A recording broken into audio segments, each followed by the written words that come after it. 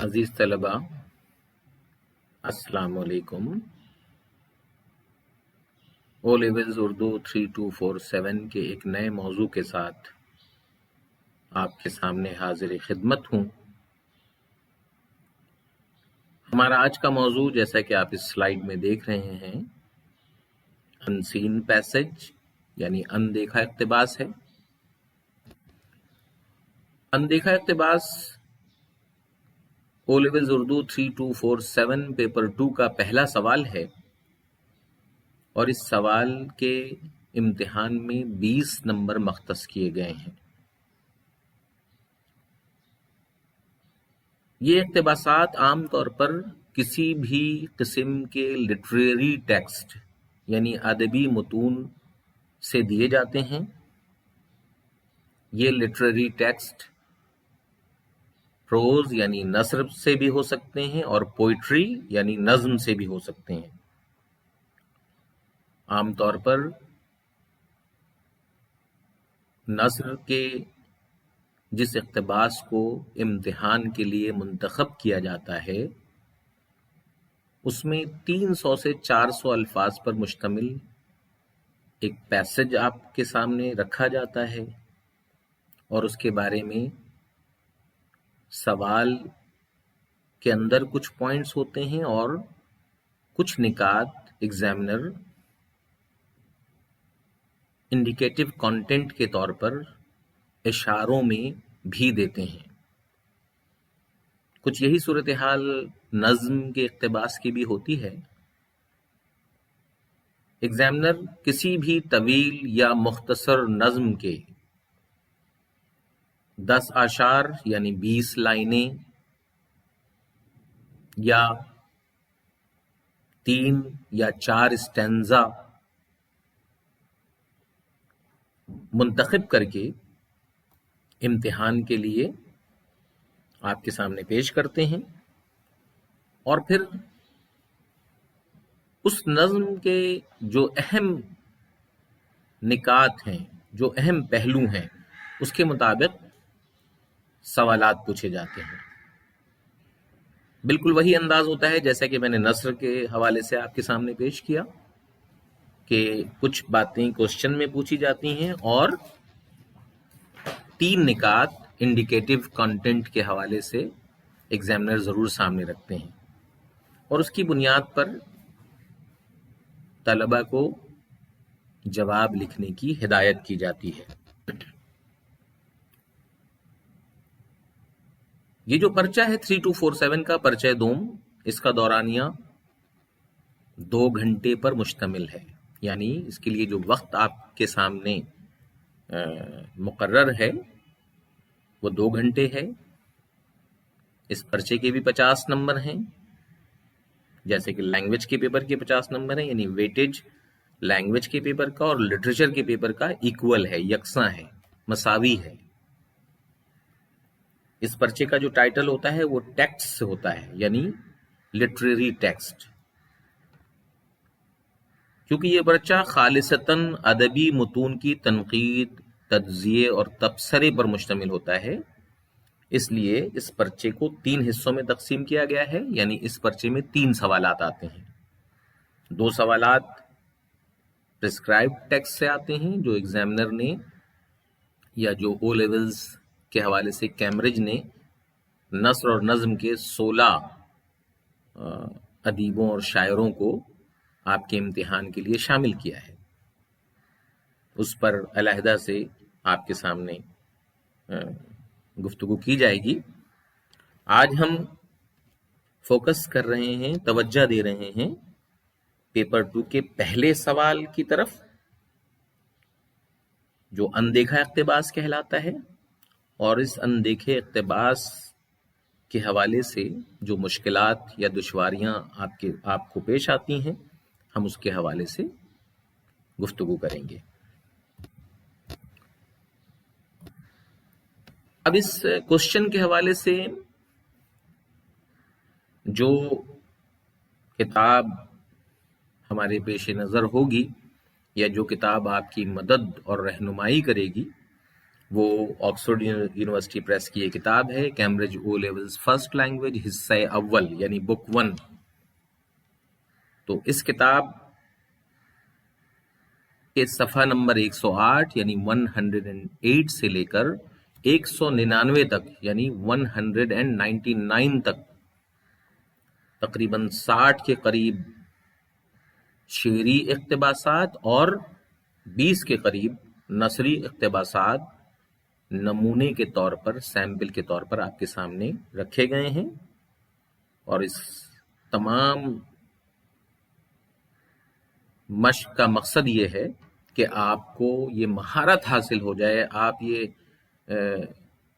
بآسانی سمجھ سکیں کہ کسی بھی قسم کے اندیکھے اقتباسات کو کس طریقے سے جواب تحریر کیا جانا چاہیے، اور آپ کے پاس وہ بہت سارا میٹیریل یا مواد موجود ہو کہ جس کو سامنے رکھ کر آپ امتحان کے لیے مشق کر سکیں۔ تو یہ بہت سارے اندیکھے اقتباسات ہیں جو اگر آپ فہرست دیکھیں کلاسیکی شاعروں کے حوالے سے بھی ہیں جو تقریباً 200 اور 150 سال پرانے شاعر ہیں، اور جدید شاعروں سے بھی شعری اقتباسات کو شامل کیا گیا ہے۔ آپ دیکھیں مرزا رفیع سودا، نذیر اکبر آبادی، میر انیس، الطاف حسین حالی، اور اسی طریقے سے دور جدید میں اقبال، فیض احمد فیض، چک بست، شبلی نعمانی اور جوش ملیح آبادی، یہ تمام شعراء جو ہے یہ آپ کی اس کتاب میں شامل ہیں، اور ان کی نظموں کی مشق کر کے آپ شعر کے حوالے سے، نظم کے حوالے سے مختلف پہلوؤں کا جائزہ لینا انشاءاللہ بآسانی سیکھ سکیں گے۔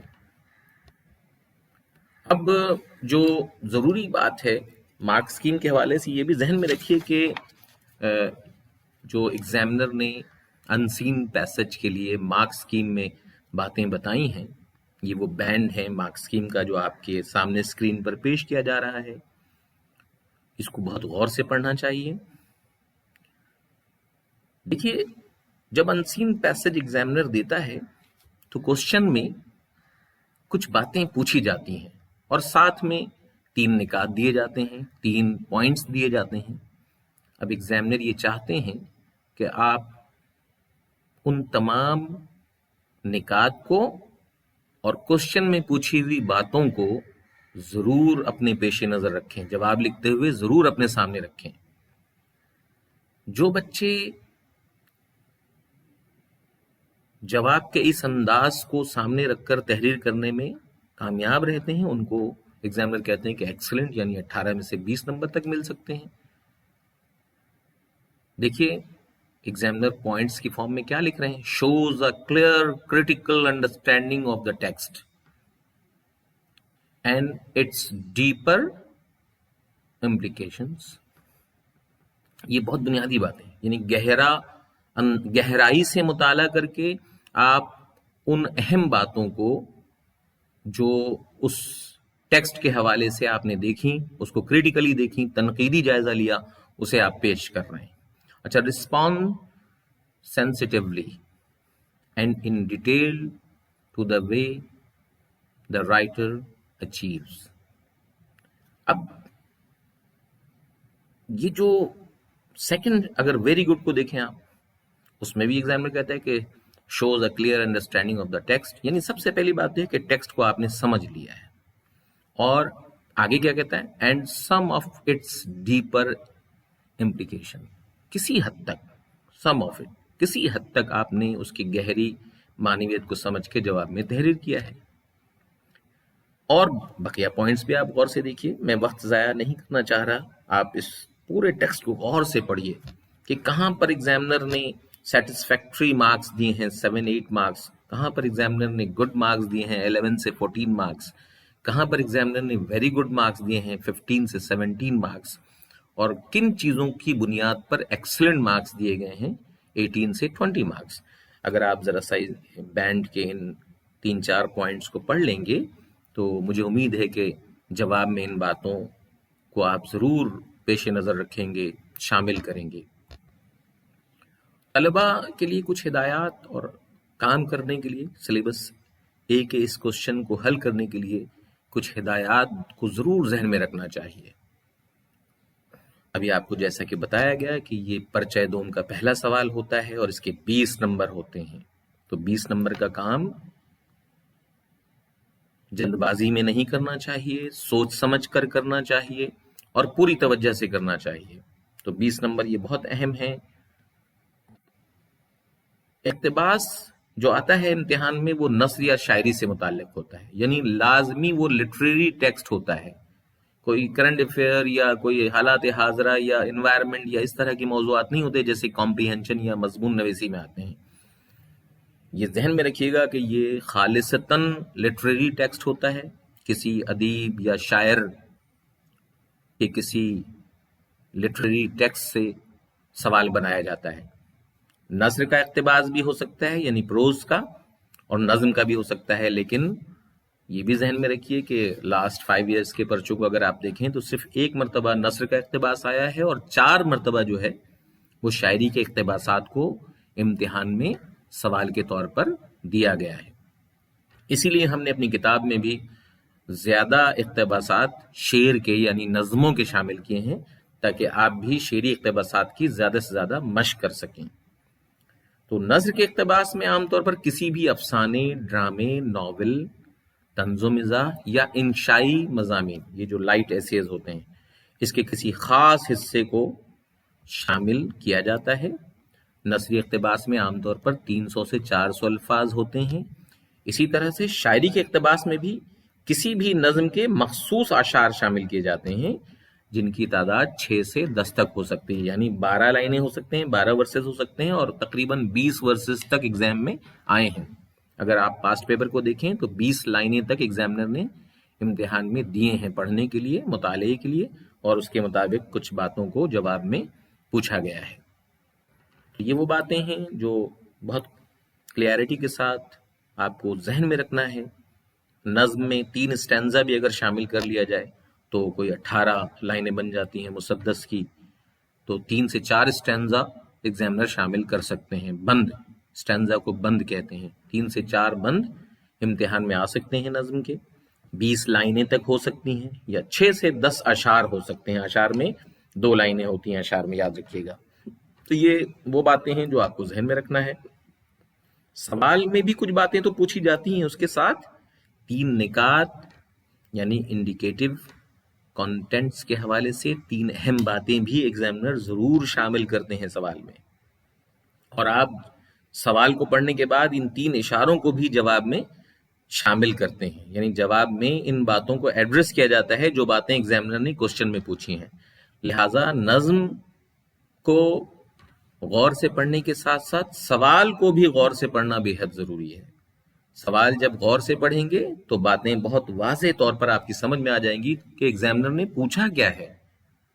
اور اس کے بعد جب آپ نظم کا مطالعہ کریں گے تو سوال کے ان پوائنٹس کو ایڈریس کرتے ہوئے جواب لکھنا شروع کریں گے. تو کیا بات ضروری ہے؟ سوال کے تمام باتوں کو، سوال کے تمام پوائنٹس کو غور سے پڑھنا. اور نہ صرف پڑھنا بلکہ میں سمجھتا ہوں، ابھی میں آپ کو بتاؤں گا کہ کیسے اسے ہم ہائی لائٹ کر سکتے ہیں ان پوائنٹس کو، تاکہ ہر وقت وہ پوائنٹس ہماری نظروں کے سامنے رہیں. ہم دیکھتے رہیں کوسچن میں کہ ہمیں کن باتوں کو جواب میں ایڈریس کرنا ہے، کن باتوں کو جواب میں لکھنا ہے. طلبہ اپنا جواب لکھتے ہوئے کن باتوں پہ توجہ دیں. یہ وہ باتیں ہیں جو میں سب سے پہلے لیکچر میں بہت تفصیل سے واضح کر چکا ہوں، لیکن کچھ باتیں پھر میں دہرا رہا ہوں تاکہ آپ کے ذہن میں وہ بات موجود رہے جو اس سوال کے حوالے سے ضروری ہے. اندیکھے اقتباس کے حوالے سے جو باتیں ضروری ہیں آپ اسے ہر وقت اپنے سامنے پائیں. تو اقتباس کا مطالعہ پوری توجہ سے کی جائے. سب سے پہلی بات طلباء کو کیا ہدایت ہے کہ اقتباس جو بھی امتحان میں آیا ہے اس کو بغور پڑھیں، توجہ سے پڑھیں، اور اس کے تاثر پر، وہ جو نظم کا تاثر ہے، نظم کی جو ایک جنرل میننگ آپ کے سامنے پرسپشن ڈیولپ ہو رہا ہے، اس کے بارے میں جو باتیں آپ کے ذہن میں آ رہی ہیں اس کے بارے میں غور کرنا شروع کر دیں. اقتباس کے بارے میں پوچھے گئے سوال میں دی گئی ہدایات اور 3 اہم نکات، یعنی کوسچن میں جو باتیں پوچھی گئی ہیں وہ، اور وہ جو 3 انڈیکیٹو کنٹینٹ کے حوالے سے 3 اشارے دیے گئے ہیں وہ، اس کو بھی غور سے پڑھ لیں کہ اس میں کیا بات ہے، اس کے مطلب کو سمجھیں، اس کے میننگ کو سمجھیں کہ اس میں ایگزامنر کون سی باتیں پوچھ رہے ہیں.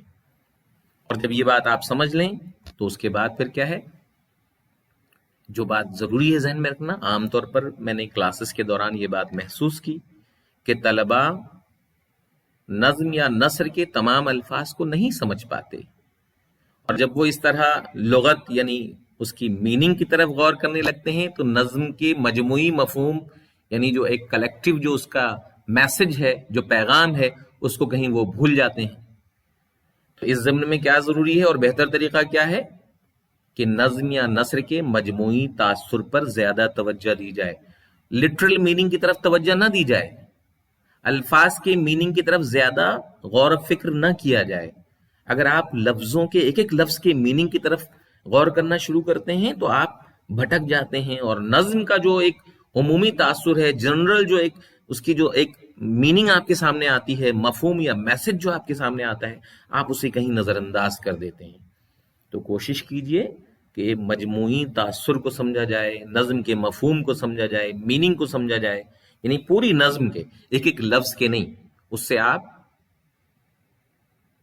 کنفیوژن کا شکار ہو جاتے ہیں اور جواب میں وہ باتیں نہیں لکھ پاتے جو آپ لکھ سکتے ہیں۔ آپ کے اندر وہ صلاحیت ہوتی ہے لیکن آپ نہیں لکھ پاتے کیونکہ ایک ایک لفظ کی میننگ کی طرف آپ کی توجہ مرکوز ہو جاتی ہے۔ تو یہ طریقہ درست نہیں ہے۔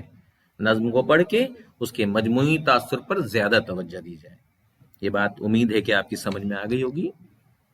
یہ جو 3 اہم اشارے ہیں انڈیکیٹو کانٹینٹس، اس کے حوالے سے ممتحن جو ہیں 3 باتیں تو بہت فوراً وہ کہتے ہیں کہ ان نکات کو شامل کیجئے۔ اس کے علاوہ ممتحن یعنی ایگزامنر اقتباس کے اوپر موجود جو سوال ہے اس میں بھی کوئی نہ کوئی اہم بات ضرور پوچھتے ہیں۔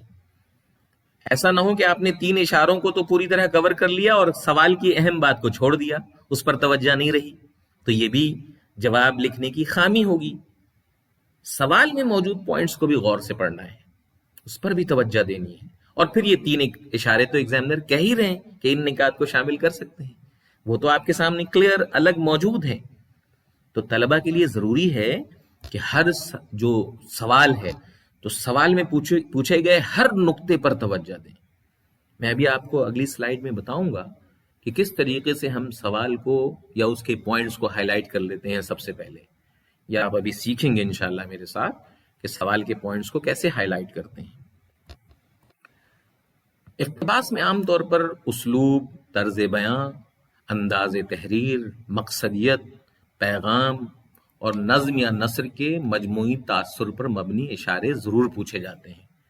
تو جواب لکھتے ہوئے ان باتوں کا خاص خیال رکھنا ہے۔ اگر اسلوب کے بارے میں بات پوچھی گئی ہے تو اسلوب پہ ضرور کوئی 4-5 جملے ہونے چاہیے۔ انداز تحریر پہ بات پوچھی گئی ہے تو اس پہ بھی ضرور 4-5 جملے ہونے چاہیے، 50 الفاظ کا ایک پیراگراف ہونا چاہیے۔ اگر اس کی ٹون یعنی لب و لہجے پہ، میں نے یہاں نہیں لکھا مگر لب و لہجے پہ بھی بات ہو سکتی ہے، آگے میں بتاؤں گا، میں آج کوسچن میں لب و لہجے پہ بات ہوگی، تو لب و لہجے پہ بات پوچھی گئی ہے، ٹون پہ بات کی گئی ہے تو اس کے بارے میں بھی ایک پیراگراف ہونا چاہیے۔ اگر پیغام پوچھا گیا ہے، نظم کا پیغام کیا ہے، تو وہ بھی ایک آدھ پیراگراف اس کے بارے میں لکھنا چاہیے۔ جو باتیں کوسچن میں پوچھی گئی ہیں تو ہمارا فوکس ان باتوں پہ ہونا ہی چاہیے تاکہ ایگزامنر کو وہ جواب مل سکے جو وہ چاہتے ہیں، جو وہ ایکسپیکٹ کرتے ہیں۔ تو جواب لکھتے ہوئے ان باتوں کا خیال رکھنا ہے۔ تو جواب کو 4 سے 5 پیراگراف میں تحریر کیا جانا چاہیے۔ 3 تو وہ اشارے ہیں، تینوں کو الگ کر دینا چاہیے، اور کوسچن کے جو پوائنٹس ہیں اس کو 1 یا 2 پیراگراف میں ضرور تحریر کرنا چاہیے۔ تو 4 سے 5 پیراگراف جواب کے ہونے چاہیے۔ جواب لکھتے ہوئے زبان و بیان کا خیال رکھنا ہے، پلاننگ پہلے کرنی ہے تاکہ کلمزی نہ ہو، کاٹ چھانٹ نہ ہو، املا یعنی ہجے کا خیال رکھنا ہے، گرامر کا خیال رکھنا ہے، جملے کے گرامر کا، پھر پیچیدہ اور مرکب جملے، یہ جو میں نے ابھی پوائنٹ لکھا ہے نا، غور سے دیکھیے، یعنی کمپلیکس سینٹنس کا ذکر بار بار ایگزامنر رپورٹ میں ضرور کرتے ہیں ایگزامنر، تو کمپلیکس سینٹنس کا بھی استعمال کرنا چاہیے تاکہ تحریر میں حسن پیدا ہو جائے۔ اس کے لیے میں ہمیشہ کہتا ہوں کہ کنیکٹیوز کا استعمال کرنا چاہیے، بجائے، اس کے برعکس، ٹھیک ہے، لہذا، کیونکہ، چنانچہ، البتہ، حالانکہ، یہ وہ الفاظ ہیں جس کو جوڑ کر آپ ایک جملے کو دوسرے سے جوڑ سکتے ہیں، اور وہ پیچیدہ جملہ ہو جائیں گے، مرکب جملے ہو جائیں گے، کمپاؤنڈ سینٹنسز ہو جائیں گے، ایک سے دوسرا جملہ جڑ جائے گا اور اس طرح تحریر میں حسن پیدا ہو جائے گا۔ ایگزامنر اس کے الگ سے نمبر دیتے ہیں اور خاص طور پہ کہتے ہیں کہ پیچیدہ جملے یعنی کمپلیکس سینٹنس ضرور استعمال کرے بچہ، جیسے کہ یہ میں نے استعمال کیا، دیکھیے جواب میں حالانکہ، لہذا، دوسرے الفاظ میں اس کے باوجود، نسبتاً، اس کے برعکس، بجائے، البتہ، چنانچہ، کیونکہ وغیرہ جیسے الفاظ کو استعمال کر کے دو جملوں کو ملا کر تحریر کیے جائیں. ٹھیک ہے، میں نے یہ لکھا ہے نا، دیکھیے مارک سکیم اور ایگزامنر رپورٹ میں ایسے جملے لکھنے کی تاکید کی گئی ہے، یعنی زور دیا گیا ہے کہ ایسے جملے بچے ضرور لکھیں. اقتباس کا جواب دیتے وقت نظم یا نثر سے مناسب حوالے یعنی کوٹیشن کو ضرور شامل کیجیے. نظم اگر ہے تو کم سے کم 3 شعر آپ مثال کے طور پر ضرور لکھیں، ریفرنس کے طور پر. جو باتیں آپ لکھیں اس کے کانٹیکچوئل ریفرنس کو زور دینے کے لیے، اس کو واضح کرنے کے لیے شعری حوالے دے دیں. اور اگر کوئی نثر کا ٹکڑا ہے تو اس میں بھی ایک آدھ جملے کا حوالہ دے سکتے ہیں، لیکن شعر کے حوالے ضرور آئیں، کم از کم 2 یا 3 حوالے ضرور موجود ہوں. تو آئیے اب ہم انسین پیسج کے حوالے سے ایک پوئٹری یعنی ایک نظم پارے کے کسی ایک خاص حصے کی مشق کرتے ہیں، اور اس کی منصوبہ بندی سب سے پہلے کرتے ہیں. کسی بھی سوال کو پڑھنے کے بعد اس کی منصوبہ بندی بے حد ضروری ہے. منصوبہ بندی اگر آپ نے اچھی کر لی تو آپ جواب تو آدھے گھنٹے میں لکھ لیں گے، 25 منٹ میں جواب لکھ دیں گے. 350-400 الفاظ کا جواب 25 منٹ میں آسانی سے لکھا جا سکتا ہے. لیکن اس کی پلاننگ بہت ضروری ہے، منصوبہ بندی ضروری ہے جواب لکھنے کی، کہ کس پیراگراف میں کون سی بات آنی چاہیے، کس پیراگراف میں کن باتوں کا خیال رکھنا ہے. یہ کام بے حد ضروری ہے، تو طلباء ان چیزوں پر ضرور توجہ دیں. آج کا جو کوشچن ہے ہمارا، میں نے کچھ مختلف رنگوں سے چیزوں کو ہائی لائٹ بھی کیا ہے. کیوں کیا ہے اس پہ توجہ دیجیے. سب سے پہلے کچھ لمحے کے لیے اس کی ریڈنگ کرتے ہیں، اور پھر یہ جو مختلف رنگوں سے چیزوں کو ہائی لائٹ کیا گیا ہے اس کے بارے میں وضاحت کی جائے گی. ریڈنگ کرتے ہیں سوال کی. سوال کیا ہے آپ کے سامنے؟ درج ذیل نظم کو غور سے پڑھیے جس میں عالمی سطح پر ہونے والی سیاسی تبدیلیوں کو موضوع بنایا گیا ہے. پہلا جملہ جب ہم نے پڑھا اس کوشچن کا تو عالمی سطح پر یعنی ورلڈ لیول پہ، انٹرنیشنل لیول پہ جو پولیٹیکل چینجز ہو رہی ہیں، پولیٹیکل سینیریو جو تبدیل ہو رہا ہے پوری دنیا میں، اس کو اس نظم میں موضوع بنایا گیا ہے. شاعر نے یہ ہمیں بتایا. تو ہم نے ہائی لائٹ کیا سیاسی تبدیلیوں کو ہائی لائٹ کر لیا. ورلڈ لیول کا ظاہر سے پوری دنیا کی بات ہو رہی ہے. ٹھیک ہے، اب یہ سمجھ میں آ گیا کہ عالمی سطح پر بات، عالم کہتے ہیں دنیا کو، عالمی سطح پر یعنی ورلڈ لیول پہ جو پولیٹیکل سینیریو تبدیل ہو رہا ہے اس کی بات ہو رہی ہے. تو سیاسی تبدیلیوں کو ہم نے ہائی لائٹ کر لیا. آپ کے پاس مختلف رنگوں کے اگر مارکر ہوں یا صرف قلم بھی ہے تو سرکل بنا لیا کہ مجھے پولیٹیکل تبدیلیوں کو، یہ جو سینیریو تبدیل ہو رہا ہے، سیاسی منظرنامہ بدل رہا ہے، اس کے بارے میں گفتگو کرنی ہے، کیونکہ کوشچن میں ایگزامنر نے یہ بات کی ہے. تو اس کو ہم نے سرکل بنا لیا یا مختلف رنگوں سے ہائی لائٹ کر لیا.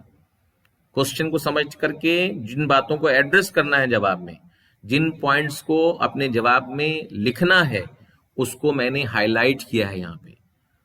تو پہلی بات کیا ہوئی؟ درج ذیل نظم کو غور سے پڑھیے جس میں عالمی سطح پر ہونے والی سیاسی تبدیلیوں کو موضوع بنایا گیا ہے. اب اگلے حصے میں چلتے ہیں سوال کے. شاعر ان تبدیلیوں کے ذکر سے مسلمانوں کو کیا پیغام دینا چاہتے ہیں؟ اب ایک نئی بات آئی ہمارے سامنے کوشچن میں. کیا بات آئی؟ ایگزامنر کہہ رہے ہیں مسلمانوں کو کیا پیغام دینا چاہتے ہیں. یہ جو تبدیلیاں آ رہی ہیں نظم میں، جو جن تبدیلیوں کا ذکر کیا جائے گا جس کو آپ ابھی پڑھیں گے، اس کے ذریعے سے شاعر مسلمانوں کو کیا پیغام دینا چاہتے ہیں. اب میں نے پیغام کو بھی ہائی لائٹ کر لیا ہے، دیکھیے مختلف رنگ سے، کہ مجھے جواب میں اس نظم میں جو مسلمانوں کو پیغام دیا جا رہا ہے اس کو بھی ضرور ڈسکس کرنا ہے، تاکہ ایگزامنر جو چاہتے ہیں آپ کے جواب میں وہ چیز ان کو ملتی چلی جائے اور آپ کو نمبر وہ دیتے چلے جائیں. یہ بنیادی اصول ہے. ان کو پوائنٹس ملتے جائیں، اور آپ جب پوائنٹس ان کو دینے میں، مختلف پوائنٹس کو تحریر کرنے میں کامیاب ہو جائیں گے تو ایگزامنر دریا دلی سے، جنرسلی آپ کو نمبر ضرور دے گا. وہ کیسے نمبر آپ کے روک سکتے ہیں؟ تو مسلمانوں کو کیا پیغام دیا ہے، پیغام کو بھی ڈسکس کرنا ہے. اور اگلا پوائنٹ دیکھیے، اور اس کے لیے انہوں نے کس طرح کی زبان و بیان سے کام لیا. میں نے زبان و بیان کو بھی ہائی لائٹ کر لیا، یعنی اسلوب کو بھی ڈسکس کرنا ہے، ڈکشن کو بھی، ڈکشن کیا ہے اس پوم کا، اس نظم کا ڈکشن کیسا ہے، سٹائل کیسا ہے، طرز تحریر کیسی ہے، زبان و بیان کیسی ہے، اس کو بھی ڈسکس کرنا ہے۔ تو کوشچن میں یہ تین باتیں ہمارے سامنے آ گئی۔ اچھا، اب یہ جو پہلا پوائنٹ ہے نا، سیاسی تبدیلیاں، وہ جو ایگزامنر آگے کہہ رہے ہیں کہ آپ اپنے جواب کے لیے ان نکات سے مدد لے سکتے ہیں، یہ انسٹرکشن آپ کو دی اور 3 پوائنٹس ایگزامنر نے بتائے، وہ 3 پوائنٹس کو 3 رنگوں سے میں نے ہائی لائٹ کیا ہوا ہے۔ سیاسی منظرنامہ، اب سیاسی منظرنامے کا تعلق وہی جو عالمی سطح پر ہونے والی سیاسی تبدیلیوں کا ہے، تو ہم ملا کر کے یہ پوائنٹ لکھ سکتے ہیں، یعنی اس کوسچن والے پوائنٹ کو اور یہ جو انڈیکیٹو کنٹینٹ ہیں اس کو ہم ملا کر کے ایک پیراگراف کر سکتے ہیں۔ پیغام الگ ہو گیا، زبان و بیان الگ ہو گئی، لیکن یہ اور وہ جو اوپر والے کوسچن کی بات ہے، سیاسی تبدیلیاں اور سیاسی منظرنامہ، یہ تقریباً ملتی جلتی بات ہے، تو اس کو ہم ایک پیراگراف بنا سکتے ہیں۔ اگلا پوائنٹ پڑھیے، امت کی بے عملی، یعنی ایک ایسی قوم، ایسی امت، مسلم امہ کہ جو بے عمل ہو چکی ہے، جس کے سامنے زندگی کا کوئی مقصد نہیں ہے، جو بالکل بیکار اور فضول سرگرمیوں میں ملوث ہے، زندگی ایسے گزار رہی ہے جیسے غلاموں کی سی زندگی ہوتی ہے۔ تو اب وہ امت کی بے عملی کو بھی ہمارے سامنے رکھنا ہے۔ اور تنزیہ لب و لہجہ، آپ دیکھیں میں نے کوسچن میں پوچھا ہے، تنزیہ، طنز کہتے ہیں سٹائر کو، اور طنز کریٹیکلی بھی جو بات جو کی جاتی ہے اس میں بھی طنز آ جاتا ہے۔ تو تنزیہ لب و لہجہ، لب و لہجہ کا مطلب ہے ٹون، ٹون کیسی ہے، طنز سے بھری ہوئی ٹون ہے شاعر کی، طنز کر رہا ہے شاعر، اس کے لیے الگ سے پیراگراف لکھنا ہے۔ تو جب ہم نے کوسچن کو سمجھ لیا، مختلف رنگوں سے دیکھیے ہائی لائٹ کیا ہے، سلائڈ کو غور سے پڑھیے، اور پڑھنے کے بعد دیکھیے کہ کس طریقے سے کوسچن کے ان پوائنٹس کو ہم نے ہائی لائٹ کر لیا جس کو ہمیں جواب میں ایڈریس کرنا ہے، جواب میں لکھنا ہے، تحریر کرنا ہے۔ اب نظم کو پڑھتے ہیں۔ سب سے پہلے غور سے نظم کو پڑھ لیں گے، ریڈنگ کریں گے، اور نظم کو نظم کی طرح پڑھنے کی کوشش کریں گے تاکہ نظم کا مجموعی تاثر خود بخود آپ کے ذہن میں پیدا ہو جائے۔ نظم کی ریڈنگ سے یہ سارا کام آسان ہو جاتا ہے۔ اگر آپ اچھی ریڈنگ کریں گے تو نظم کا مفہوم، اس کا پیغام، اس کے اندر جو چھپی ہوئی معنی ہیں، گہرے معنی، وہ سب کھل کر سامنے آ جائیں گے۔ تو آئیے نظم کی ریڈنگ کرتے ہیں۔ زمانے کے انداز بدلے گئے، نیا راگ ہے، ساز بدلے گئے، ہوا اس طرح فاش راز فرنگ کہ حیرت میں ہے شیشہ باز فرنگ، پرانی سیاست گری خوار ہے، زمین میر و سلطان سے بیزار ہے، گیا دور سرمایہ داری گیا، تماشا دکھا کر مداری گیا، گراں خواب چینی سنبھلنے لگے، ہمالہ کے چشمے ابلنے لگے، دلے تور سینہ و فاراں دونیم، تجلی کا پھر منتظر ہے کلیم، مسلمہ ہے توحید میں گرم جوش، مگر دل ابھی تک ہے زنار پوش، تمدن تصوف شریعت کلام،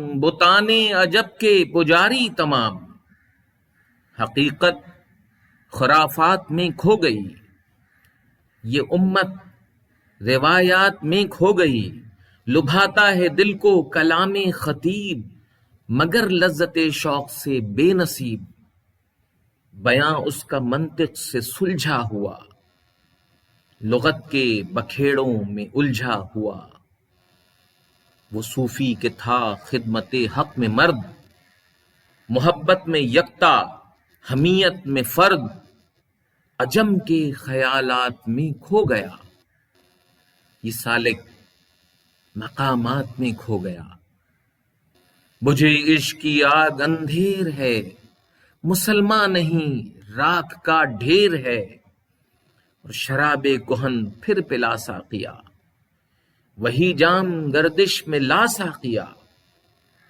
خلق کو غلامی سے آزاد کر، جوانوں کو پیروں کا استاد کر۔ اب آپ نے جب غور سے اس نظم کو پڑھ لیا تو بہت سے پہلو آپ کے سامنے کھلنا شروع ہو گئے۔ آپ نے دیکھا کہ نظم میں شاعر نے کن باتوں کو موضوع بنایا ہے. وہ جو کوشچن میں باتیں آپ نے ہائی لائٹ کی تھیں، اب اس کو آپ نے نکالنا شروع کیا ہے، آپ نے اس پر غور فکر کرنا شروع کیا ہے. ابھی یہ پلاننگ چل رہی ہے، ابھی آپ نے لکھنا نہیں شروع کیا ہے، ابھی آپ منصوبہ بندی کر رہے ہیں. تو اب کون سے والے پوائنٹس کو جو ہائی لائٹ کیا ہے ہم نے کوشچن میں، اس کو نظم میں کیسے تلاش کریں. آئیے اس پروسیس سے بھی گزرتے ہیں. نظم کو ایک بار اور غور سے دیکھ کر کے ان پوائنٹس کو ہائی لائٹ کرتے ہیں جس کو ہم نے سرخ رنگ سے یعنی لال رنگ سے ہائی لائٹ کیا ہے، بلو رنگ سے ہائی لائٹ کیا ہے، ہرے رنگ سے ہائی لائٹ کیا ہے. تو ذرا سا ہم دیکھتے ہیں. اگلی سلائیڈ میں ہم نے یہ طریقہ اختیار کیا ہے. سب سے پہلے ان نکات کو ہم دیکھ لیں، پلاننگ کر لیں کہ کیا کیا پوچھا گیا اس میں، اس کے بعد ہم وہاں ہائی لائٹ کریں گے. تو اس سلائیڈ میں دیکھیے اب ہم پلاننگ شروع کر رہے ہیں.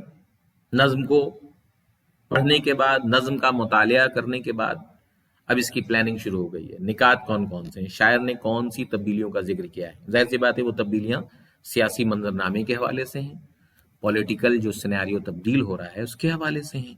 تو ہم نے سب سے پہلے کیا لکھا، سیاسی منظرنامہ. اس میں ہندوستان کی حالت بھی ہے، دنیا بھر کے مسلمانوں کا زوال بھی ہے، ڈکلائن، خاص طور پر سلطنت عثمانیہ یعنی یہ جو آٹومن امپائر ہمارا ہے اس کا خاتمہ بھی شامل ہے، کیونکہ فرسٹ ورلڈ وار کے بعد آٹومن امپائر زوال کا شکار ہو گئی، اس کا خاتمہ ہو گیا.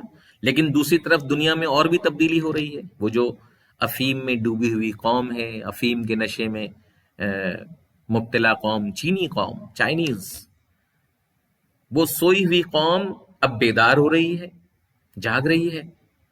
ان کے اندر سیاسی بیداری پیدا ہو رہی ہے، پولیٹیکل جو چینجز ہیں اس کی بات ہو رہی ہے. چائنیز اب بیدار ہو رہے ہیں، مسلمانوں کی حالت پر تنقید ہے، چینیوں کے اٹھنے کی بات ہو رہی ہے. ٹھیک ہے. دنیا میں ایک اور جو بات کی جا رہی ہے وہ کیا ہے کہ سرمایہ دارانہ نظام کا خاتمہ ہو رہا ہے، یعنی کیپٹلزم اب ختم ہو رہی ہے، بادشاہت کا بھی خاتمہ ہو رہا ہے. یہ سب باتیں آپ سیاسی منظرنامے میں بتائیں گے. بادشاہت کا بھی خاتمہ ہو رہا ہے، یعنی کنگ اپنا اثر و رسوخ ختم کر رہے ہیں دنیا سے. اب ڈیموکریٹک سسٹم کے تحت کہیں کمیونزم آ رہا ہے، کہیں مارکسزم آ رہا ہے، کہیں کیپٹلزم ہے. یہ سب جو چینجز ہیں دنیا کی، چائنیز جو ہے وہ الگ طرح سے سوچ رہے ہیں. اب اس صورتحال میں امت جو مسلم امہ ہے اس کی بے عملی ہمارا پوائنٹ ہے. اس میں کیا ہے، روایات یعنی ٹریڈیشنل سوچ کی حامل، اندھی تقلید، وہ جو پرانی باتیں ہیں جو پچھلے 150-200 سال میں جو علم سے دوری کے نتیجے میں پیدا ہوئی ہیں، اس کو فالو کرتے ہوئے اندھی تقلید کر رہے ہیں. اسلام سے دور ہو گئے مسلمان، ذہنی غلامی ہے ان کے اندر کوئی بیداری نہیں، وہ ابھی تک سوئے ہوئے ہیں. عشق اور دل کے بجائے عقل کے ذریعے خدا کی تلاش ہو رہی ہے. خدا کو تلاش کرنا ہے تو عشق اور دل کے ذریعے سے ہوگا. ٹھیک ہے.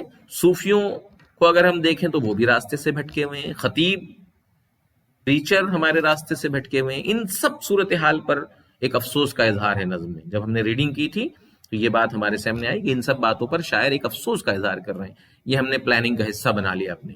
جب ہم پلاننگ کر رہے ہیں کہ نظم کو پیش کرتے ہوئے، نظم کا تنقیدی جائزہ لیتے ہوئے، اس کی جو ڈیپر انڈرسٹینڈنگ ہے اس کو سمجھتے ہوئے ہم اپنے جواب میں کن باتوں کو شامل کریں گے. یہ بہت مشکل نظم ہم نے اسی لیے چنی ہے آپ کے لیے. اس کام کے لیے ہم نے ساقی نامہ کی جو یہ نظم چنی ہے. ایگزام میں کوئی نظم کا نام تو نہیں بتایا جائے گا، نہ شاعر کا نام بتایا جائے گا، لیکن یہ ایک طریقے سے آپ کے لیے مشکل ترین نظم ہو سکتی ہے. اس کو ہم نے آج منتخب کیا ہے. تو اس کی پلاننگ آپ دیکھیے کتنی آسانی سے پلاننگ ہو رہی ہے، کوئی اتنی مشکلات نہیں پیش آ رہی. اب اس میں جو طنزیہ لب و لہجہ ہے، وہ جو ٹون ہے اس نظم کی، اس کو بھی ہم ذرا دیکھ لیتے ہیں. مسلمان کو ایک بیکار قوم، یوز لیس، بے مقصد، ایسی قوم جس کے سامنے زندگی کا کوئی مقصد نہیں، اور اس کو ہم نے یہاں پہ ہائی لائٹ کرنا شروع کر دیا. مسلمانوں کی حالت پر طنز ہے. یہاں پر ٹون اس کی کیسی ہے، طنزی انداز ہے، جو روحانیت کو چھوڑ کر منطق یعنی لاجک اور لغت یعنی ڈکشنریز کے جھمیلوں میں پڑ گئی، اسی کو سب کچھ سمجھ بیٹھی ہے. یعنی ان نکات کو دیکھتے ہوئے اب ہم دیکھتے ہیں پیغام کیا ہے، کیونکہ یہ کوسچن میں پیغام بھی پوچھا گیا. میں نے کہا تھا نا ہائی لائٹ ہم نے کیا ہوا ہے. اس سے پہلے والی سلائیڈ میں ہم نے ہائی لائٹ کیا ہوا ہے چیزوں کو کہ کن باتوں کو ہمیں ایڈریس کرنا ہے. کوسچن میں ہم نے ہائی لائٹ کیا تھا یا نہیں کیا تھا، یاد ہے نا بچوں؟ تو کوسچن میں جن باتوں کو ہائی لائٹ کیا تھا، اب ہم یہ پلاننگ میں ان نکات کو، ان پوائنٹس کو چھوٹی چھوٹے فارم میں، چھوٹے چھوٹے پوائنٹس کی فارم میں لکھنا شروع ہو چکے ہیں. ابھی ہم نے اس کو ایلیبریٹ کرنا ہے مضمون میں جا کے. اس کو پھیلانا ہے ان باتوں کو، لیکن یہاں پوائنٹس فارم میں ہم نے لکھنا شروع کر دیا. تو پیغام میں کیا ہے؟ دو باتیں بڑی اہم ہیں پیغام میں. عقل کو غلامی سے آزاد کرنے کا پیغام ہے، یعنی تمہاری عقل جو غلامی کو سب کچھ سمجھ کر اور اس سے نکلنے کی کوئی کوشش نہیں کر رہی ہے. عقل جو ہے وہ پیروی کر رہی ہے، وہ فالو کر رہی ہے دوسری باتوں، دوسروں کی کہی ہوئی باتوں کو، اپنے سے کچھ نہیں سوچ رہی. تو خرد کو غلامی سے آزاد کر، یہ ایک پہلا پیغام ہے. اور دوسرا جو اہم پیغام ہے اسی شعر میں، رہبری کا یعنی لیڈرشپ، قیادت کا فریضہ نوجوانوں کو سونپنے کی بات کر رہے ہیں. یہ کہہ رہے ہیں جو ہمارے بزرگ ہیں، ہمارے انسسٹرز ہیں، انہوں نے تو بس یہ فیصلہ کیا ہوا ہے کہ وہ ان حالات کا مقابلہ نہیں کر پائیں گے اور پستی اور زوال کا ہی شکار رہیں گے. لہٰذا اب یہ جو لیڈرشپ ہے، قیادت ہے، رہبری ہے، اس کا فریضہ، اس کی ذمہ داری نوجوانوں کو سونپ دی جائے. یہ اہم پوائنٹ ہے اس کا. جوانوں کو پیروں کا استاد کر، وہ جو شعر ہے نا آخری، جوانوں کو پیروں کا، خرد کو غلامی سے آزاد کر، جوانوں کو پیروں کا استاد کر. یہ بنیادی پیغام ہے، بنیادی میسج ہے اس پوری نظم کا. اس کو ہم نے یہاں پہ نوٹ کر لیا، اب اس کو ایلیبریٹ کریں گے آگے جا کے. اور ظاہر سی بات ہے اپنے اسلاف یعنی اینسسٹرز کی روایتی چیزوں کو چھوڑ دینے کا بھی پیغام ہے اس میں. اور آخری بات کیا ہے؟ شاعر کا زبان و بیان کیسا ہے؟ جوشیلا انداز ہے، افسردہ لب و لہجہ بھی ہے، جیسے غم میں ڈوبا ہوا افسوس کا اظہار کر رہا ہے شاعر. ضمیر یعنی کانشیس کو جگانے، جھنجھوڑنے کی کوشش بھی ہے کہ بھائی مسلمان بھی کسی طریقے سے جاگ جائیں اور ان حالات کا مقابلہ کر سکے جو انٹرنیشنلی پولیٹیکل چینجز آ رہی ہیں، جو تبدیلیاں آ رہی ہیں سیاسی، اس کا مسلمان بھی مقابلہ کر سکیں. تلمیحات کا استعمال ہے. اب تلمیحات کیا ہے؟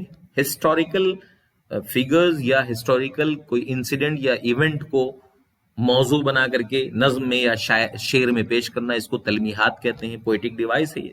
اس کا استعمال کر کے مسلمانوں کو شاندار ماضی بھی یاد دلا رہے ہیں شاعر. یہ بھی انداز ہے زبان و بیان کا. تو اب جب یہ سارے پوائنٹس ہم نے دیکھ لیے، ساری پلاننگ کر لی ہم نے، تو اب نظم کو ایک بار پھر پڑھ کے ریفرنس کہاں کہاں سے موجود ہیں اس حوالے سے اس کو ہم دیکھ لیں گے. اب دیکھیے جو پہلا ہے سیاست یا سیاسی منظرنامہ، کہ جو دنیا میں پولیٹیکل سینیریو جو تبدیل ہو رہا ہے، اس کو دیکھیے. یہ میں نے بلو رنگ سے سب سے پہلے ہائی لائٹ کیا ہوا ہے. زمانے کے انداز بدلے گئے، نیا راگ ہے ساز بدلے گئے. بالکل کلیئر یہ جو شاعر ہے کیا کہہ رہا ہے؟ زمانے کا انداز اب بدل رہا ہے، اب نیا راگ ہے. ویسے تو شاعری میں راگ ہوتا ہے، لیکن کہہ رہا ہے اب نئی آواز ہے پالیٹکس میں. سارے ساز، پرانے سارے انسٹرومنٹ اب بدل گئے ہیں، وہ انسٹرومنٹ اب کام نہیں کریں گے. یعنی اب کون سے انسٹرومنٹ ہیں، کون سا نظام ہے، وہ کون سا سسٹم ہے، اب اس کی وضاحت اگلے اشعار میں ہو رہی ہے. ہوا اس طرح فاش راز فرنگ کہ حیرت میں ہے شیشہ باز فرنگ.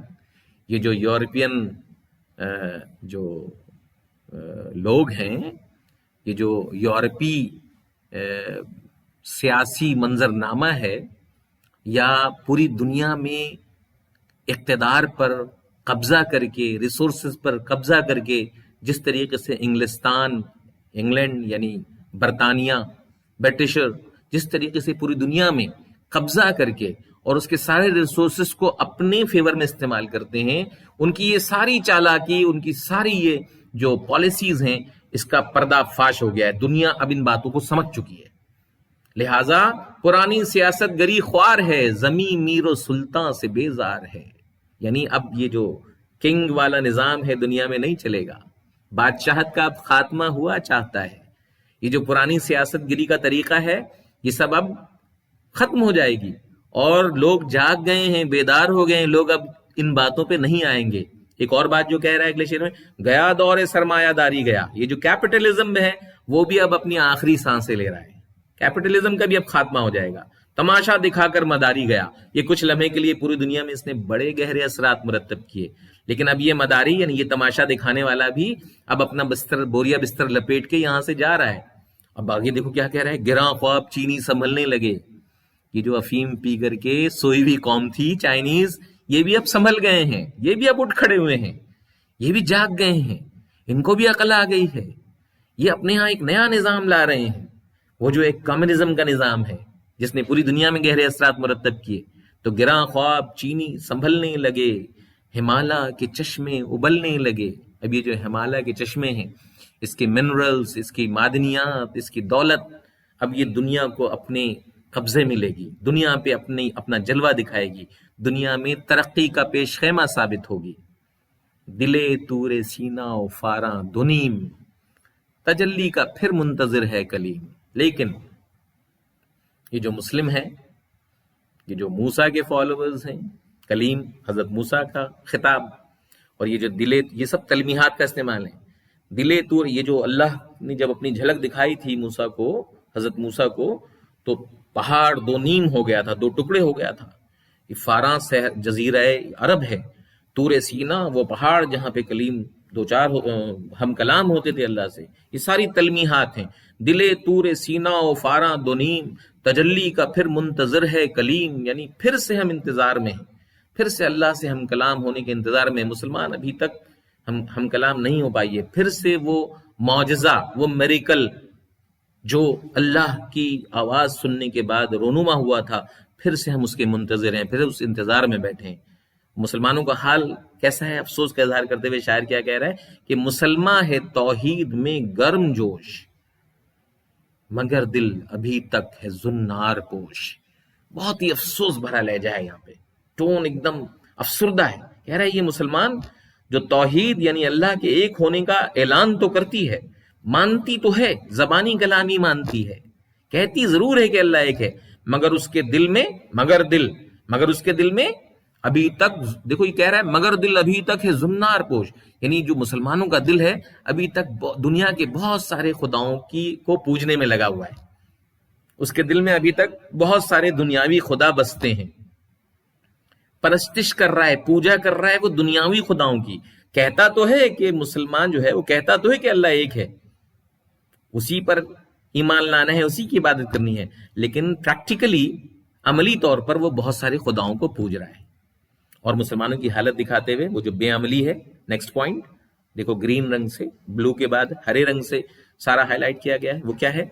مسلمانوں کی حالت دکھاتے ہوئے شاعر بالکل افسردہ بھی ہیں اور طنز کا انداز بھی ہے کہ تمدن تصوف شریعت کلام بتان عجم کے پجاری تمام، یعنی یہ جو مسلمان ہیں وہ اب بتان عجم، یعنی عجم کہتے ہیں غیر عربی علاقے کو، فارس ایران سے لے کر یہ جو پورا عجمی علاقہ ہے، عجم ویسے عرب جو نہیں ہیں وہ عجم ہیں، یعنی گونگے کہا جاتا ہے عجمیوں کو، کوئی زبان جن کی نہیں ہوتی۔ لیکن یہاں پر کیا مراد ہے کہ عرب کی اصل جو طاقت ہے، شریعت کی طاقت اور اللہ کی جو احکامات کی طاقت تھی، اس کو چھوڑ کر کے جب یہ شریعت اور تصوف اور کلام، علم الکلام، ایک پوری فلسفی ہے، یہ سب تمدن اور ان سب چیزوں پہ جب امت کھو گئی اور اصل تعلیم کو بھول کر کے ان روایتی چیزوں میں پڑ گئی، تو پھر کیا ہوا؟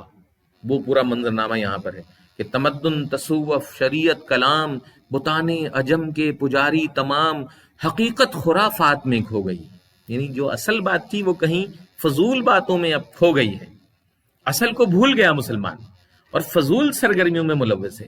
یہ امت روایات میں کھو گئی، یعنی یہ جو امت ہے مسلم امہ، یہ ساری وہی پرانی اپنی ٹریڈیشنل باتوں کو یاد کر کے بس اسی میں کھوئی ہوئی ہے، نئے انداز کی چیزوں کو قبول نہیں کر رہی ہے، نئے علم کو، جدید علم کو، ماڈرن جو علم اب آ رہا ہے اس کو قبول نہیں کر رہی ہے، زندگی کو اپنے بدلنے کی کوشش نہیں کر رہی ہے۔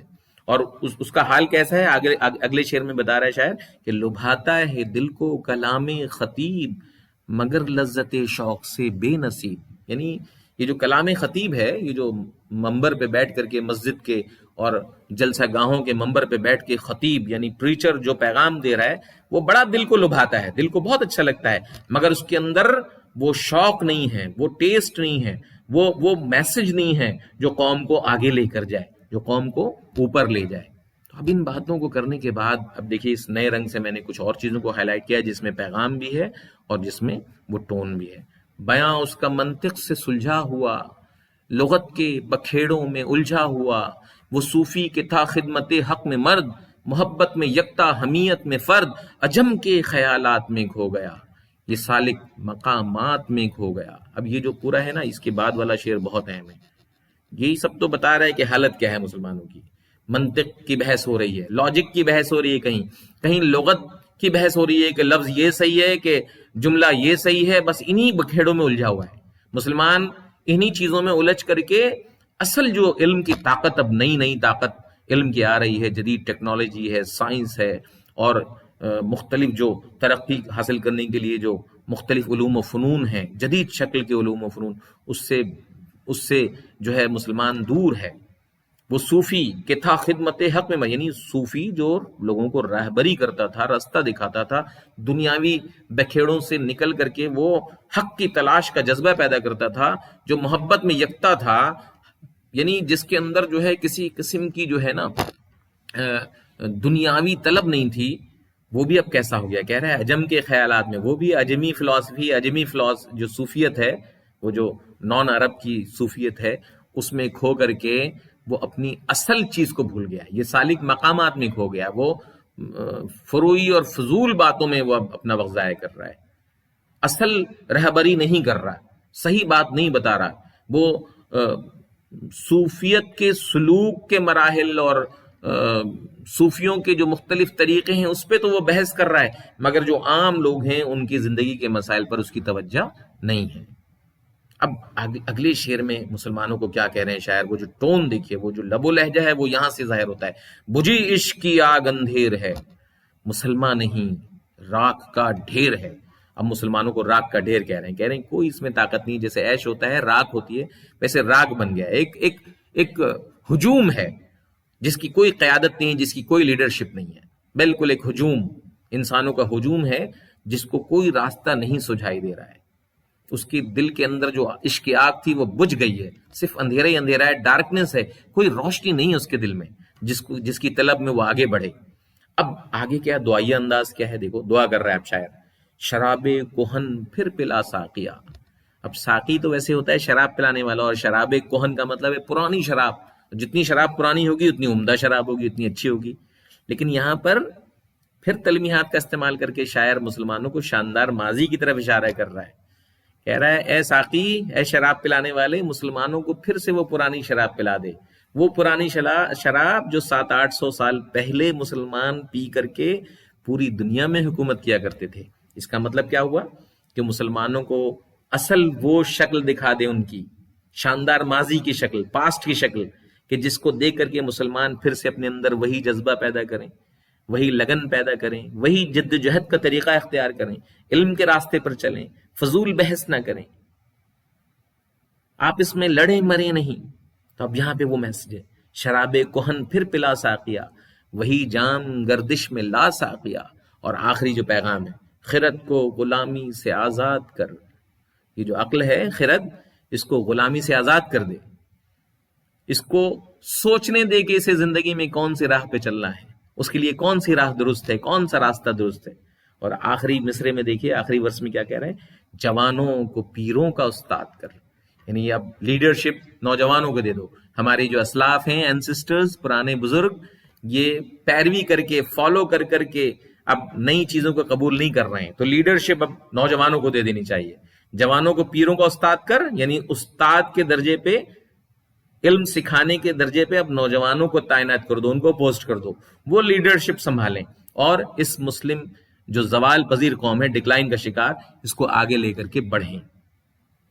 اب ہم نے دیکھیے سارے پوائنٹس جو ہم نے لکھے تھے بچوں، اس کی مدد سے پوری نظم کو غور سے دیکھ لیا، اس کو بھی ہائی لائٹ کر لیا، مختلف رنگوں سے ہائی لائٹ کا مطلب ہے آپ بھی اس کو اس طریقے سے کر سکیں۔ اور ہائی لائٹ کرنے کے بعد اب ہم آخری اسٹیپ پہ آ رہے ہیں، جس میں ہمیں نظم جواب تحریر کرنا ہے۔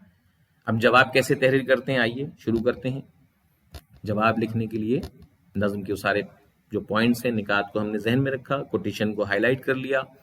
اب جواب تحریر کرنے کے لیے جو ہم نے پوائنٹس لکھے تھے اس کو ایلیبریٹ کر کے پیراگراف بنانا شروع کر دیں گے، ٹھیک ہے۔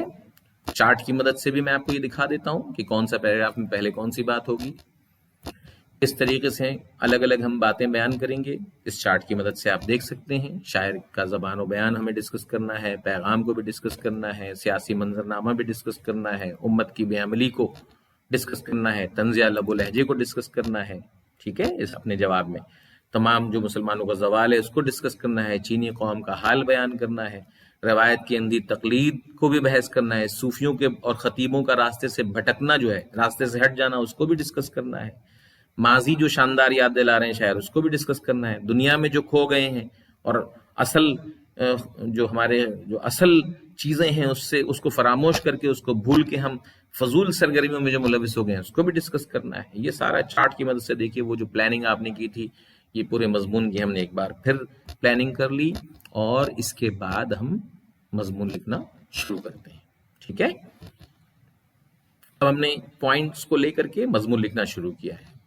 شاعری کے اس اقتباس میں عالمی سطح پر آنے والی سیاسی تبدیلیوں کا ذکر کیا جا رہا ہے.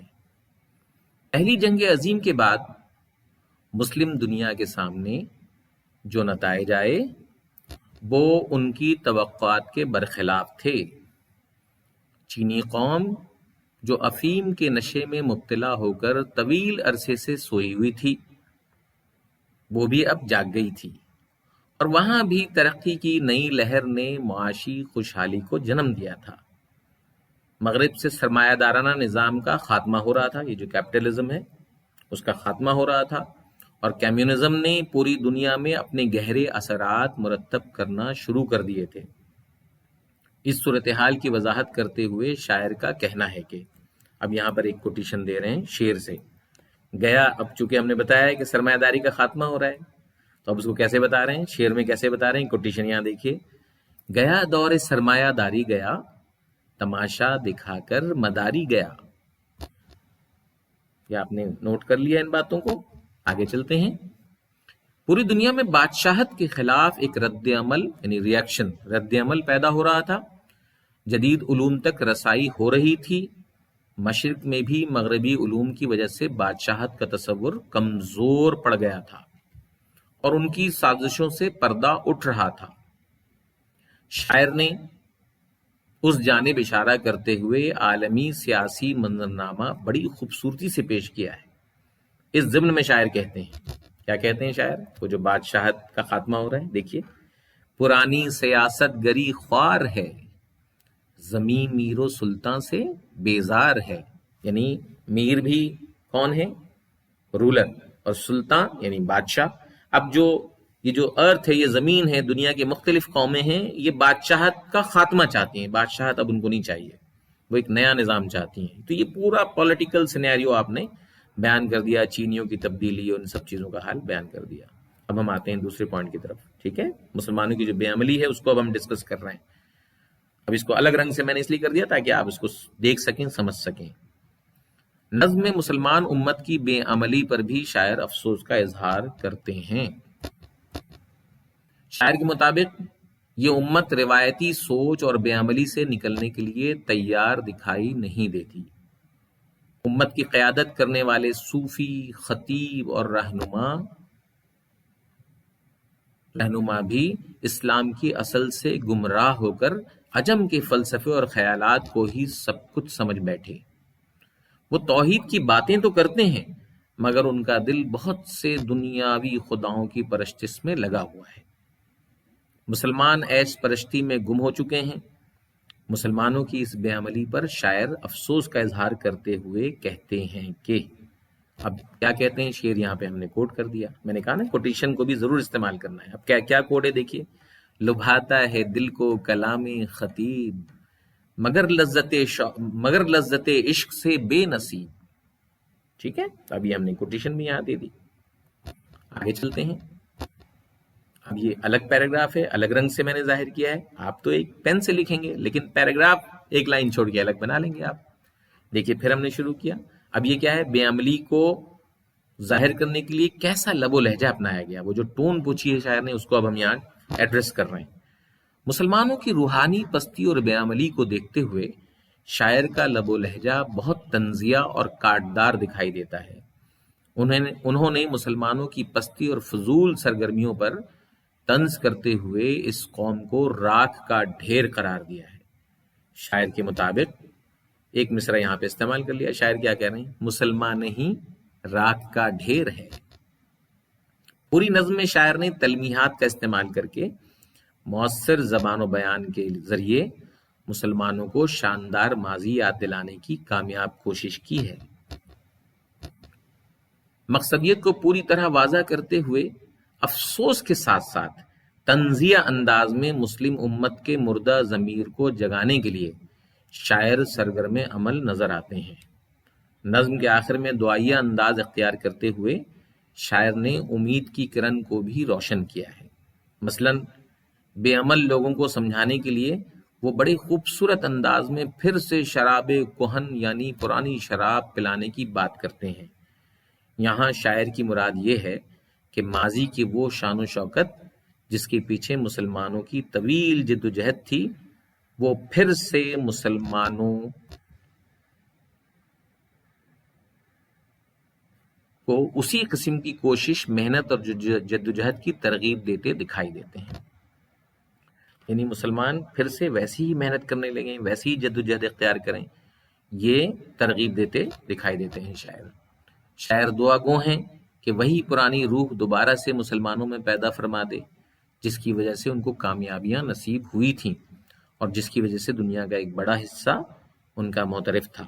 شاعر کے مطابق ایک اور شعر یہاں پہ ہم نے کوٹ کر دیا، 3 شعر بھی دے دیں تو کافی ہے، لیکن اگر آپ دے سکتے ہیں تو یہاں پہ ایک اور شعر ہم نے دیکھ کیسے وہ ماضی، شاندار ماضی کی یاد دلا کر کے کہہ رہے ہیں پرانی شراب پھر سے پلا دے ان کو، شراب کہن پھر پلا ساقیا، وہی جام گردش میں لا ساقیا۔ اور اس کے بعد ہم اب آخری جو کوشچن میں پوائنٹس تھے نا، پیغام اور زبان و بیان، اس کی طرف آ جاتے ہیں۔ اس نظم میں شاعر مسلمانوں کے زوال کے اسباب کو بیان کرتے ہوئے مسلم قیادت سے بالکل مایوس دکھائی دیتے ہیں۔ مسلمان امت جو بیکار سرگرمیوں میں ملوث ہو کر اپنی شان و شوکت کھو بیٹھی ہے، اس قیادت کی ناکامی کو دیکھتے ہوئے شاعر نوجوانوں کو اس قوم کی قیادت سنبھالنے کا مشورہ دیتے ہیں۔ نوجوانوں کو قیادت یعنی لیڈرشپ، نوجوانوں کو سنبھالنے کا مشورہ دیتے ہیں۔ شاعر مسلمانوں کو عقل و خرد سے کام لے کر روایات کی زنجیروں سے آزاد ہونے کا مشورہ دیتے ہوئے کہتے ہیں، کیا کہتے ہیں؟ ایک اور شعر ڈال دیا، خرد کو غلامی سے آزاد کر، جوانوں کو پیروں کا استاد کر۔ یہ آپ نے پیغام بھی بتا دیا، وہ جو کوسچن میں 3 انڈیکیٹو کنٹینٹ کے حوالہ جو کوسچن میں بات پوچھی گئی تھی اس کو آپ نے ڈسکس کر لیا یہاں پہ، اور اب زبان و بیان پہ بھی بات کر لیتے ہیں۔ شاعر نے نوجوانوں کو اپنا پیغام پہنچانے کے لیے جس قسم کی زبان و بیان سے کام لیا، وہ نظم کے اسلوب اور آہنگ کو 4 چاند لگا دیتے ہیں۔ تمدن، تصوف، توحید اور کلام وغیرہ جیسے الفاظ کے ذریعے وہ مسلمانوں کی بے عملی پر ان کی آنکھیں کھولنے کی کوشش تو کرتے ہی ہیں، اس کے ساتھ ساتھ وہ اپنا پیغام پہنچانے میں کافی حد تک کامیاب نظر آتے ہیں۔ اس نظم کی بعض تراکیب نظم کی معنویت میں بھی اضافہ کرتے ہیں۔ تراکیب یعنی وہ جو 2 لفظوں کو ملا کے بنایا جاتا ہے، ٹھیک ہے، تراکیب نظم کی معنویت میں بھی اضافہ کرتے ہیں۔ ان الفاظ و تراکیب کے استعمال سے شاعر نظم کے پیغام کو مؤثر انداز میں پہنچانے کی کامیاب کوشش کرتے دکھائی دیتے ہیں۔ اس طرح شاعر نے ایک بڑے اور وسیع موضوع کو دریا میں کوزے کی طرح بند کر دیا ہے۔ یہ اب آپ کی بات یہاں پہ ختم ہو گئی۔ آپ نے دیکھا کہ کوسچن میں موجود تمام پوائنٹس کو اور وہ جو نکات ایگزامنر نے دیے 3 الگ سے انڈیکیٹو کنٹینٹ کے طور پر، ان تمام نکات کو ہم نے اس جواب میں شامل کیا ہے۔ پلاننگ کس طرح کی، یہ بھی آپ نے غور کیا، مختلف رنگوں سے ان چیزوں کو ہائی لائٹ کیا، آپ بھی اس طریقے سے اپنے جواب میں ہائی لائٹ کریں، ٹھیک ہے، تاکہ آپ کو پتا ہو کون سی باتوں کو جواب میں شامل کرنا ہے، اور پھر ان باتوں کو ترتیب سے الگ الگ پیراگراف میں لکھ دیجئے۔ آپ دیکھیے کہ مشکل سے مشکل نظم بھی ہم آرام سے اس کا جواب لکھ سکتے ہیں۔ نظم کی زبان مشکل ہوگی، نظم کے میننگ، اس کے مفہوم کو آپ مشکل محسوس کریں گے، لیکن اس کا جواب لکھنا اتنا مشکل نہیں ہے۔ تو امید ہے کہ یہ طریقہ کار آپ کی سمجھ میں آیا ہوگا، آپ اس طریقے کو فالو کر کے ایک بہترین جواب تحریر کرنے میں کامیاب رہیں گے۔ مجھے امید ہے کہ یہ آڈیو ویژول لیکچر ضرور آپ کی مدد کرے گا، رہنمائی کرے گا، اور اندیکھے اقتباس کی مشق میں آپ کے مددگار ہوگا۔ میں سمجھتا ہوں کہ اس طرح کے موضوعات کی مشق آپ کو زیادہ سے زیادہ کرنی چاہیے تاکہ آپ اس مشکل سوال کو حل کرنے میں کامیاب ہو سکیں۔ او لیولز میں تمام اساتذہ کی یعنی ٹیچرز کی اور تمام بچوں کی یہی رائے ہے کہ یہ سب سے مشکل ٹاسک ہوتا ہے پورے پیپر میں، یہ جو 20 نمبروں کا ٹاسک ہے۔ تو اس کو کیسے کرنا چاہیے، آج ہم نے پریکٹیکلی عملی طور پر آپ کے سامنے یہ پورا طریقہ پیش کیا۔ ٹائم مینجمنٹ کا بھی خیال رکھا کہ پلاننگ کے بعد کیسے ہم جلدی جلدی مضمون لکھ لیتے ہیں، ان باتوں کا خیال رکھیے گا۔ اور مجھے امید ہے کہ یہ ویڈیو دیکھنے کے بعد آپ کی او لیولز اردو 3247 بک 1 میں جو پیسیجز دیے ہوئے ہیں اندیکھے اقتباسات کے، اس کی مشق کریں گے، اپنے اساتذہ کو دکھائیں گے، جب آپ ان سے فیڈ بیک لیں گے کہ آپ نے یہ کام کیسے کیا ہے، اور پھر اپنی مزید بہتر سے بہتر کرنے کی کوشش کریں گے۔ اپنا خیال رکھیے، اگلے آڈیو ویژول لیکچر میں ایک نئے موضوع کے ساتھ حاضر ہوں گا، اس وقت تک کے لیے اجازت دیجیے، اللہ حافظ۔